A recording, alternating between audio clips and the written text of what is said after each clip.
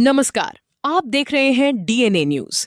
नई दिल्ली का हृदय और भारत की सांस्कृतिक विरासत का प्रतीक भारत मंडपम। कल शाम यहां का वातावरण साधारण नहीं बल्ककि आध्यात्मिक ऊर्जा से ओतप्रोत था। अवसर था परम पूज्य श्री गणपति सच्चिदानंद स्वामी जी द्वारा संचालित म्यूजिक फॉर मेडिटेशन के 365वें ऐतिहासिक समारोह का। संगीत केवल मनोरंजन नहीं बल्कि आत्मा की शुद्धि का मार्ग है। इसी दर्शन को दुनिया भर में फैलाने वाले स्वामी जी ने जब मंच संभाला तो पूरा सभागार तालियों की गड़गड़ाहट और मंत्रोच्चार से गूंज उठा।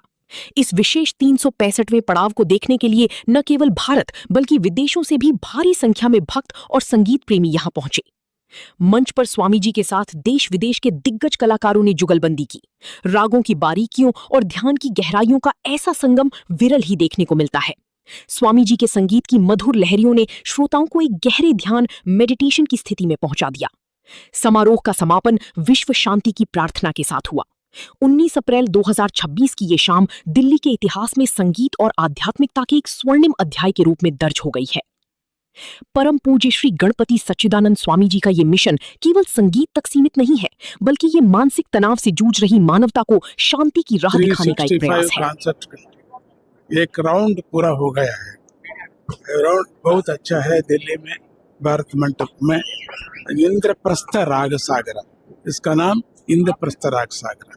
स्वामी जी प्रार्थना किया है सरस्वती देवी का, गणपति महाराज का मैं प्रार्थना किया है शांति होना और युद्ध पर दूर होना, पूरा प्रपंच में वर्ल्ड में शांति होना, ऐसा प्रकार भगवान का सरस्वती का मैं प्रार्थना करके आज इंद्रप्रस्थ राग सागर किया है। ये ऑर्गेनाइजर्स भी बहुत भक्ति से ऑर्गेनाइज किया है।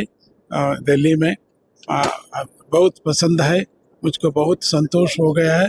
इस संतोष में मैं दत्त भगवान का मैं प्रार्थना, जय गुरुदत्त का भगवान का मैं प्रार्थना करती हैं सब लोग का क्षेम सुख संतोष आयुष होना है, ऐसा प्रकार प्रार्थना करके आज का संगीत प्रोग्राम चला है।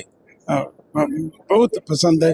बहुत रोज से मैं सोचा भारत मंडप में कार्यक्रम करना, मेरा लास्ट प्रोग्राम होना है। एक मजाक से मैं बोल दिया, वो सत्य हो गया, ये ट्रुथ हो गया। I am very happy about this the Bharat मंडप। जय गुरुदत्ता। हम आस्वाद कर सकते हैं और इसके लिए हमारे जागृता का कोई संबंध नहीं है। अगर आप सोते हो भी उस समय में भी संगीत का असर जरूर होता है। इसीलिए हमें तो ये संगीत को सुनने के लिए ये प्रभावित, हमारा नाड़ी मंडल जो है वो प्रभावित होता है। और हमारे शास्त्रों के हिसाब से नाद जो है इस दो तरह के होते हैं, एक आहत नाद, दूसरा होता है अनाहत नाद। आहत नाद मतलब अब कोई आवाज को उत्पादन करने के लिए दो चीज एक दूसरे से स्पर्श करना है, इसको आहत नाद बोलते हैं। जैसा आप हमारा ये गात्र वीणा बोलते हैं हमारे वेदों में। गात्र वीणा मतलब हमारे शरीर में जो दो अंग एक दूसरे से संपर्क होने से एक आवाज उत्पन्न होता है। ऐसे ही तंत्री वाद्य जो हमारे इंस्ट्रूमेंट्स है, चर्मवाद्य शब्दवाद्य है, ये सभी स्पर्श होने से ये आहतनाद है। अभी हम जो सुन रहे हैं इसको आहतनाद बोलते हैं। इसकी उपासना करते करते करते अपने आप शरीर में एक अनोखा चीज होता है जिसका नाम है अनाहतनाद। स्पर्श के बिना भी अपने आप रहता है। इसको प्राइमर्डियल साउंड अंग्रेजी में बताते हैं, अर्थात तो कोई संपर्क के बिना भी जो होता है। अभी हमारे सृष्टि क्रम में हम इस दुनिया से बाहर जाते हैं, अर्थात ये सेलेस्टियल साउंड्स जो बोलते हैं, अब जो वहाँ जो एक दूसरे से संपर्क भी नहीं रहता है लेकिन वहाँ भी एक नाद उत्पन्न होता है। ये परमात्मा का एक नाद है। ये हर एक प्राणी के लिए, हर एक मनुष्य के लिए ऐसा नाद को ढूंढने के लिए खोज के अनुभव करना, ये नादोपासना में अत्यंत महत्वपूर्ण एक चेतना अवस्था है। इसीलिए हम जब भी ये नादोपासना करने वाले जो महात्मा संत लोग हैं इनसे संपर्क रहने में हम, और जो भी नाद चिकित्सा करने के लिए ये एक बहुत सिर्फ संगीत का जानकारी भी इसके लिए पर्याप्त नहीं है।